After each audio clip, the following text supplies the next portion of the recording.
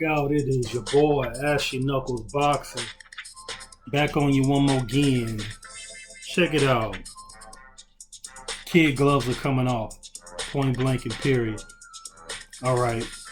This video, you saw the title. I'm debunking the myth that's been going around on the internet for the longest time. It's gotten so out of control. I'm reading about it on Twitter. I'm seeing it on Facebook. You know, I'm seeing it on social media. It's coming out a lot of folks' mouth. You know, I used to hear it back in the game a lot, but over time it's gotten to the point where it's just out of control. And the whole time it's not even true. You know what I'm saying? And if you find any fault in any point in this video, feel free to make a response video to what I'm putting out. But it's just time. You always hear about a time back in the time where there was only one belt, it was only one champion, one organization. And I'm saying, I know me, when I first got into boxing, the first thing I did was research. And I logged hours of film watching old fights. You know what I'm saying? I read countless amount of articles, points of views on historians, and I even did videos based on that. I said it way back in the game that I stopped doing that because the historians disagree more than the dudes in the comment section. And I also did a video on sanctioning organizations years ago. It was labeled The Good, the Bad, and the Ugly with the sanctioning bodies. But over time, like many other videos that I had up at that time with the cameras that I had at that time, I took them down, and they got lost in the shuffle through the times. But this video gotta come out, man. It's gotta come out. I don't ever recall a time where there was only one belt. And if there was, I'm gonna need somebody to bring that information to the forefront, because I hear it, but I don't recall it ever being a time where there was only one belt in the original 8 divisions. So anybody who is pushing this narrative, if you heard it from somebody, fine. You know what I'm saying? It's no big deal. But if that's what you believe, you should be able to answer these questions. How did the championship belt, the one belt, how did it look?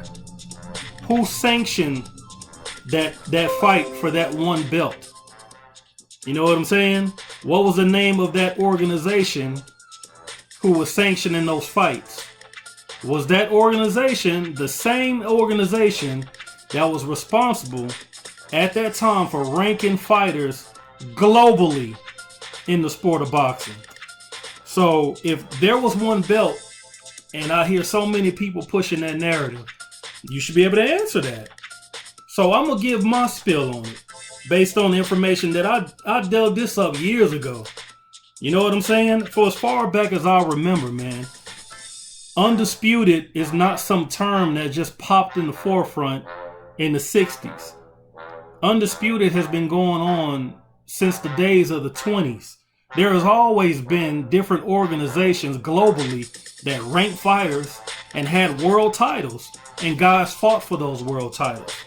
But the problem is, you got guys going to BoxRec, which we all use BoxRec. It's a great tool to use. You can't possibly remember all these records. I get it. You know what I'm saying?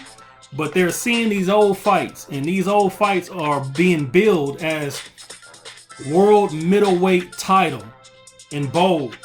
You know what I'm saying? A world heavyweight title. So immediately the person using BoxRec thinks, oh, it must be one belt. It must be a world title. This must be the time where it's one belt. It doesn't say nothing about one belt on BoxRec. It doesn't say that. So that is not research. That is a product of guesswork, and it's inaccurate. Point blank and period. At the end of the day, people are getting terms misconstrued. There's a world title, and then there is a belt. A title and a belt are not the same thing.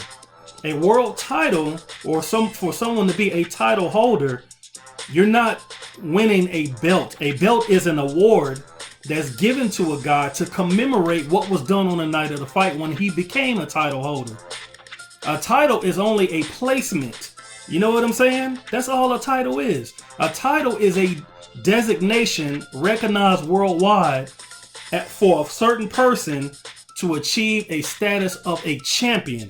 That's what a title is. A title is not a belt. Even though we use this interchangeably. Even I do sometimes. Sometimes I say, oh, he came to the ring with 3 world titles. I get it. We all use that. But if you see world heavyweight title, it doesn't automatically mean it's just one belt. Because there's never just been one belt.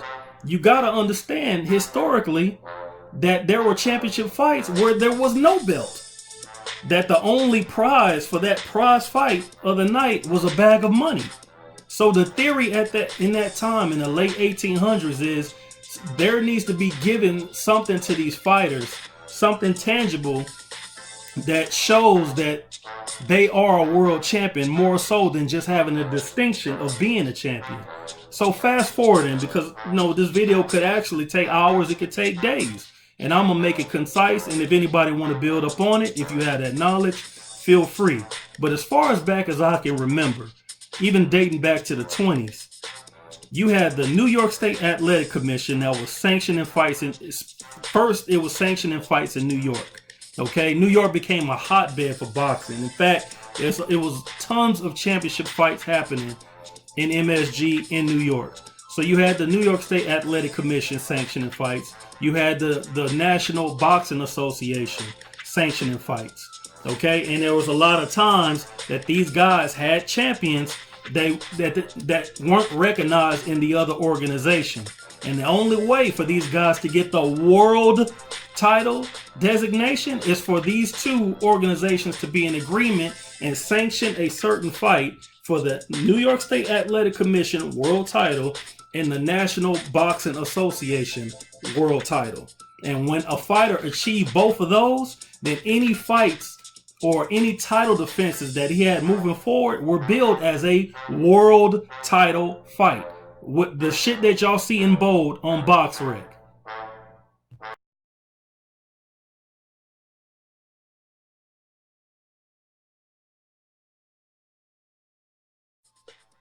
So, like I said before, dating back to the 20s, a fighter had to have these two recognitions in order for them to be the world champion, because it was never just one belt. You had all types of belts. But anyway, and it's not it's easy to be have the wool pulled over your eyes, because that stuff been floating around so long. But there's always been belts, man. And even Jake LaMotta, right?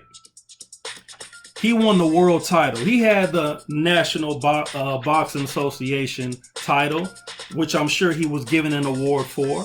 He also was given the Ring belt because for a long time, Ring magazine was the most consistent in handing out awards to the real champion of each division for 40 to 50 years or more. You know what I'm saying? And it kind of lost that acclaim as we approached the 1980s or the late 80s. You know what I'm saying? It lost its luster. And it's not the Ring magazine that we have today.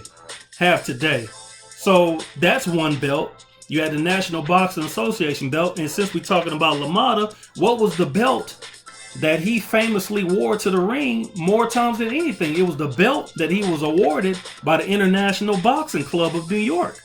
And y'all probably know him. If you got any knowledge, you probably know about, the litigation that they had with the state of New York because of their ties to the mafia and Frankie Carbo and things of that time. But that's another subject for another time. The topic here is one belt, one champion, one organization. And that's just it's not factual. It's just not factual information. And if you're going to do this boxing, you might as well do it, be 100 with it. You know what I'm saying? So that's several belts for that one world middleweight champion. Now, I'm not saying every fighter that had a world title fight and it was billed as such went by going to go pick up the New York State Athletic Commission title or the NBA title. No, I mean, you could go back to the days where Max Schmeling was the world heavyweight champion, and then he lost it to Jack Sharkley, who would lose it to what's that big ass dude named Primo Carnera, who would lose to Max Baer, who would lose to Jim Braddock, who would eventually lose to Joe Louis. So the line was formed. So each one of those champions didn't have to go and unify, what we call unify today, didn't have to go pick up the New York State Athletic Commission title or the National Boxing Association title for them to be deemed as the world title holder, the champion of the world. But it had nothing to do with getting one belt. It was all types of belts.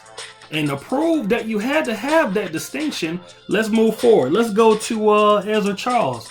Ezra Charles beat Jersey Joe Walcott, right? And he ended up picking up a world title for the National Boxing Association. But he wasn't given the full distinction as the champion of the world. Why?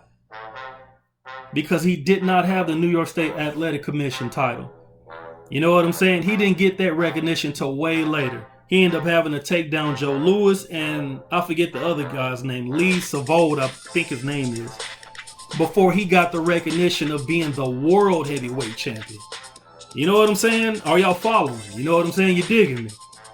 So, and on top of all of that, he got a Ring Magazine belt, but he was most famously known for wearing a belt that was given to him by the the National Police Gazette of New York. So if you see a picture of Ezra Charles with a belt on, that's the belt that he has. It's a lot of people that awarded the fighters belts. It wasn't like it is today with sanctioning organizations taking sanctioning fees out of their purse. You know what I'm saying? And when they win the world title, that sanctioned organization ships them a belt. It wasn't like that at those times. In the old days, the Boxing Writers Association of America awarded world titles. See, I'm doing it. I'm using it interchangeably. They awarded world championship belts to fighters. You had the New York Daily News awarding championships to certain fighters.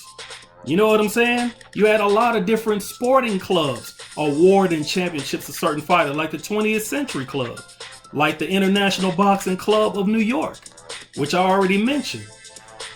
Jack Dempsey, he famously was awarded a world championship belt by that the Don King of his time, Tex Rickard. You know, was a esteemed boxing promoter. So Jack Dempsey had that belt. Was blinging with it. You know what I'm saying? He also had the Ring belt. Yeah, Ring been around that long. In fact, Ring had the acclaim. You know, most people eventually looked to Ring towards, you know, for rankings and who the actual champ was, because it got lost in the shuffle even back then. That's where the term undisputed comes in. You know what I'm saying? When you don't leave no dispute. Because you had the BBFC. That was an organization in England. You had the EBU, the Europe Boxing Union. They had their champions. You had the NBA. You know what I'm saying? The National Boxing Association. You had the New York State Athletic Commission sanctioning fights too. You had all these different organizations. But the one thing that they were missing was the international acclaim. Nobody overseas had to respect who we deem as the champions. That's why our fighters went on world tours to fight all the champions all over the globe. You know what I'm saying? That's why they did that. That's why Sugar Ray Robinson would go and fight Randy Turpin. In Europe, I believe Randy Turpin was the European Boxing Union champion. You had to prove your status all over the globe. You know what I'm saying? So anyway, since y'all say it was just one belt, like I said before, you should be able to tell me, how did that belt look? Who sanctioned those fights? Who made those rankings to rank fighters worldwide in that one organization? I'd like to know. If you got that information, bring forth your reasoning. You know what I'm saying? But like I said, man, it's always been belts. You know, it's always been belts in this sport of boxing. You know what I'm saying? And you know, I'm not saying I'm in agreement with the cluster fuck that it is right now, where you got 80,000 belts in every weight class. I'm not saying I'm in agreement. You know I ain't in agreement with that. I talk about that freely. I always say it's way too many belts. And I always say you don't have to unify for them world belt organization belts to be undisputed. You're adding to the problem if you do that. You know what I'm saying? But just having one belt in every weight class is not going to be the answer. There is no way one organization can rank thousands and thousands of fighters globally in each weight class, right? In each weight class, right? And everybody who has a record like 30-3, 28-0, 45-2, you know what I'm saying? Everybody who has those type of records would never get, a lot of those guys would never get a world title shot. These guys are not fighting every other week like they were back in the game. I mean, Ezra Charles, I mean, he was of the era of yesterday where they were fighting often as hell. But he didn't win no light heavyweight world champion. He should have been light heavyweight champion of the world and heavyweight champion of the world. So he didn't even get a title shot at light heavyweight. And he was fighting often. And there's many other guys that was fighting often. You know, it took Sugar Ray Robinson years before he got a world title fight. Guys that he beat went on to become champion before him. You know, and I'm not all just blaming it on the ranking systems at that time and stuff like that. I'm just saying it was more than one ranking system at that time, and they still wasn't getting a shot. And you mean to tell me if we reduce that to one globally with even more fighters who don't fight as often, that's gonna solve the problems of the day? Miss me with that. Miss me with that, man. Anyway, I was just trying to give y'all a little history. And I want it to be debunked. You know, I'm not just a guy who just boasts and stuff like that. If you can teach me something, teach. I usually don't come to YouTube to learn a damn thing about the sport, but if you could teach me something, my ear's always open. You ain't never got to hear Ashy Knuckles say he closes ears off to knowledge at all. So if you got that information, bring it forward. Answer those 4 questions. Answer those 4 questions. But anyway, moving forward, the New York State Athletic Commission over time saw the big problem. The NBA, they saw the problem. How do we incorporate all of these world organizations into one, where we can have a organization that ranks fighters and give these guys a world title recognition that's universally recognized without having to go through these different channels. So what the WBC end up being formed, and what they did is they have representatives from over 160 different countries that make up the union that is the WBC. That's why you see all those various flags all around today's title. That's why you see all those flags, in effort to incorporate members from, you know, all over the globe. You know what I'm saying? So everybody, they also got satellite branches all over the globe. That's how you help bring this clusterfuck to where guys that are working hard to get a ranking, nonetheless, a top 10 ranking, not to mention a title shot, just a ranking, that you got satellite companies, not companies, but you got branches all over the globe that help get these guys ranked. That's where you get all these international titles and the Pan America title and this title and this title. Those titles, I'm sorry, those titles may mean nothing, but those titles help those guys from bumfuck Germany, you know what I'm saying, get a top 10 ranking and eventually get a world title shot. That's what those titles are for. That's what those satellite branches are for. You know what I'm saying?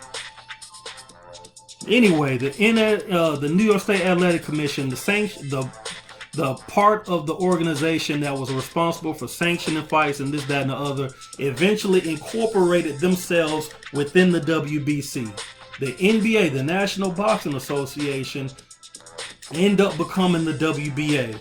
As you can see, the New York State Athletic Commission and the National Boxing Association, you still got to have these two. It's just as it continued into the 60s, you had to have the WBC and the WBA. And that's how you were undisputed. Nothing changed. These two organizations, WBC and WBA, got history. They got history dating back to the 20s. You know what I'm saying? The term undisputed and the process to become undisputed didn't just appear overnight. It's been a part of that process. You know what I'm saying? It just evolved. And then later on, you got the IBF and the WBO and the IBA and all this crap. Okay? That's why I always say, if we can go back to the top 3 or even the top 2, WBC, WBA, let's go back to that. They got all the history. If we go back to unifying those 2 titles, that's the champion. Nothing else matters. Either that or how it was in the 80s with the WBC, the WBA, and the IBF. Anything else is uncivilized, man. But the whole theory that a one belt solution and one organization is going to solve this is just a pipe dream. It ain't happening, man. There was also a time when the WBA and the WBC were going to merge at one point, but it never took place. But at the end of the day, man, like I said, if I'm wrong, prove it. Drop a video, bring that knowledge. You know, you saw all the different pictures of the belts. You know what I'm saying? That were awarded out. I got many more. I got. Let me go. I'm gonna go to. You know what? Before this weekend over, I'm gonna go to my attic, and I'm gonna try to pull out some of them old magazines. It's a ton of them. I got even more at my mom's house to show you. I'm not just going to Google. I'm not. You know what I'm saying? I'm not just reaching out trying to expose nobody. This video is not intended to go to no in particular person. This is Ashley Knuckles doing what Ashley Knuckles do. I turn the camera on and I talk that boxing. And I'm going to give it to you like I know it. You know what I'm saying? And if you can prove it different, prove it different. You know what I'm saying? But like I said before, I don't recognize a time where there was a one belt system. Maybe it was in England. You know, with the Sullivan and him getting a world title, I don't know. But I know even them, they had the Lonsdale title. You know, where you defended a couple of times, it was yours for life. You know what I'm saying? I don't know too much about all that stuff over there in the UK. I don't. But in the States, I know this. Oh, this I know. Oh, I know this. You know what I'm saying? And I'm going to tell you, I don't recognize a world belt, one belt. And if you watch all those old footage of these old fights, you didn't see belts in the ring. You didn't see belts changing hands at the end of the night. That is a more modern concept. Probably the oldest fight, I ain't gonna say the oldest fight, but I remember LaMotta. LaMotta would wear his belt to the ring. It wasn't a ring belt. It wasn't the National Boxing Association belt. It was the belt given to him that was awarded to him from the International Boxing Club of New York. That's the belt that you most famously see him with. You know what I'm saying? Was that the one belt that was in the middleweight division? No, it wasn't. You know, it was not. There was no one belt. Like I said, if you know there's a one belt, there was a one belt per 8 division, one belt that everybody talks about, the way it was back in the day and the way that it needs to be moving forward. How did that belt look? I want to see pictures. You know what I'm saying? Who awarded it to him? Who sanctioned those fights? What was the name of that organization? Give me the answer to those questions, man. Until then, I don't buy that. You know, I'm not accepting that as factual. Because I never seen it. And I know I used to research like a dog. So, not that a dog. Boy, you know I'm from the damn country, man. Ain't no damn dog do research.